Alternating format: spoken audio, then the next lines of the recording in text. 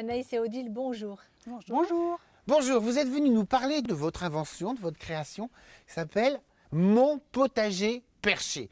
C'est ça? C'est ça. Racontez-nous comment tout cela est arrivé.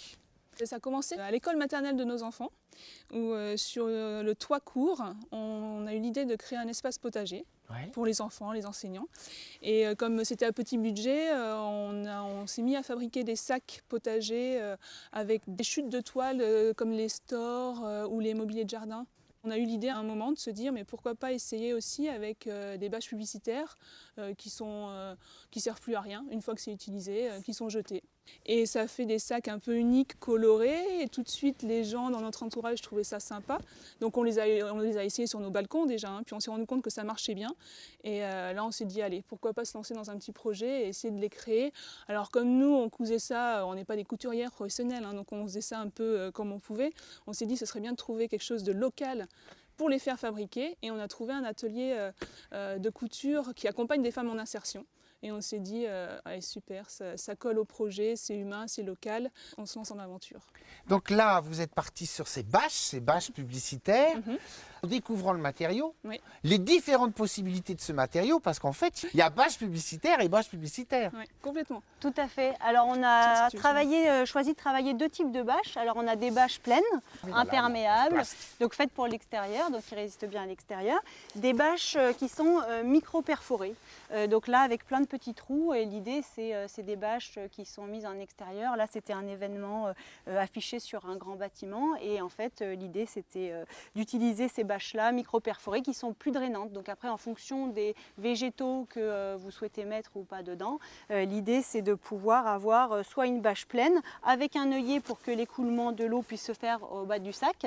Pour l'école on avait besoin de les déplacer, et donc on avait pensé à mettre des poignées tout bêtement. De la même façon, à l'intérieur du sac en fait on a un géotextile qui permet en fait de retenir la terre, c'est-à-dire quand on arrose qu'on n'ait pas un écoulement de terre en même temps que son eau, et donc de bien canaliser la terre. C'est ingénieux, qu'est-ce que tu en penses? Ah ben moi je trouve ça formidable. Je voudrais simplement savoir comment vous avez rencontré cet atelier. Pour l'instant on n'a pas encore créé d'entreprise, on se fait accompagner par une coopérative d'activité et d'emploi. Et du coup, de rencontre en rencontre, on nous a parlé de cet atelier-là. Et tout de suite, ça s'est super bien passé parce que c'est des femmes qui sont volontaires, une bonne ambiance à taille humaine. C'est un petit atelier avec, on va dire, une dizaine de machines à coudre. Pendant 1 an, elles sont accompagnées. Il y a une couturière de métier qui leur apprend toutes les parties techniques du métier. Pour avoir fait un peu de couture, ça s'improvise pas de coudre ça. Non. Les premiers carrés qu'on avait fait, en fait, en remplissant de terre, ça devient rond. Donc on s'est dit, ça ne sert pas à grand chose, autant faire rond dès le départ. Et coudre en rond, voilà, quand on ne l'a pas fait au début, c'était un petit peu Non, délicat. puis ce sont des matériaux qui sont durs. Oui. Trouver la bonne machine qui soit suffisamment Ouais, forte pour la le bonne faire. aiguille. Ce qui est amusant dans cette histoire, c'est que comme c'est des chutes de choses uniques, quasiment, pas un seul sac ne sera le même qu'un autre. Exactement. Donc c'est une œuvre. Ouais. Et en parlant d'œuvre, en plus, l'idée c'est de se dire pourquoi pas aussi utiliser des bâches et accompagner des événements. Par exemple, là, il y a un photographe qui a fait une exposition de photos à Lyon au Parc de la Tête d'Or en imprimant des photos sur des bâches pour l'extérieur. Et l'idée c'est qu'à la fin de l'exposition, quand ils vont tout enlever, on utilisera ces bâches-là, ces œuvres d'art, et pour qui seront un petit peu abîmées, on fera une sélection pour en faire des sacs avec des belles roses dessus. Mais c'est bien chic pour planter des plantes, j'en ferais bien un sac à main moi plutôt. Ou un sac à jouer pour les enfants. Ouais. Vous n'êtes pas les premières à faire ça. Monsieur de Virieu en a fait avant vous, sauf que vous êtes allé au-delà de ça, en apportant la couleur, en apportant le recyclage et en apportant du travail à des gens qui en ont besoin. Moi, je trouve ça formidable.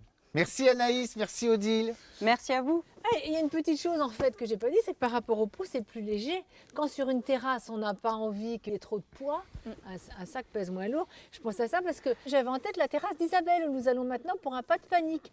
Une magnifique terrasse, en plein vent.